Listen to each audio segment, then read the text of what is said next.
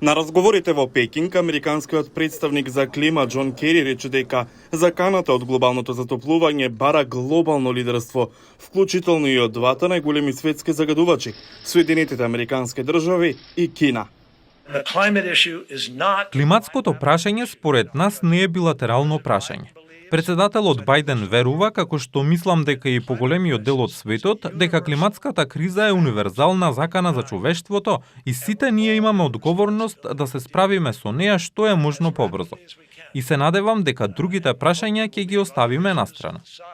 Кинеските власти дадоа некои надежни коментари за време на посетата на Кери, но највисокото раководство на Кина рече дека државата ќе се движи со сопствено темпо за да ја заштити животната средина. Нацијата пред себе има пат за одење, велат некои експерти. Во последната година голем дел од активностите на Кина всушност се уназадија. Видовме дека нивните емисии се зголемуваат највисоко во кој било период од една година. Видовме зголемување на движењето на фабриките за јаглен и зголемена домашна потрошувачка на јаглен.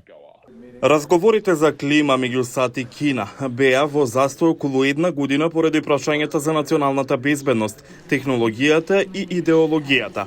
За некои експерти, повторното ангажирање меѓу двете земји само по себе е важен чекор.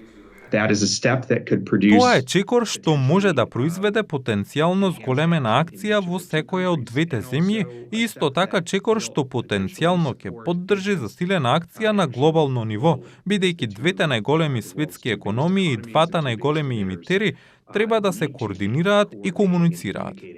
Хултман вели дека САД и Кина се борат со прашање за развој на обновливата енергија, распоредување флоти на електрични возила и ограничување на емисијата на гасови како што е метанот.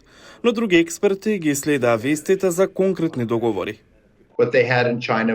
Она што го имаа во Кина беше навистина расчистување на воздухот, приказ и дискусија за тоа што работи, а што не работи.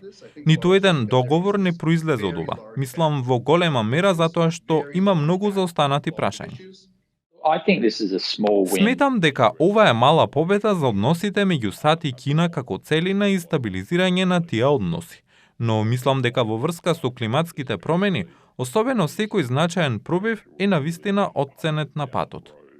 Наводно се планираат дополнителни разговори меѓу САД и Кина пред 28-та конференција за климатски промени што годинава ќе се одржи во Дубај.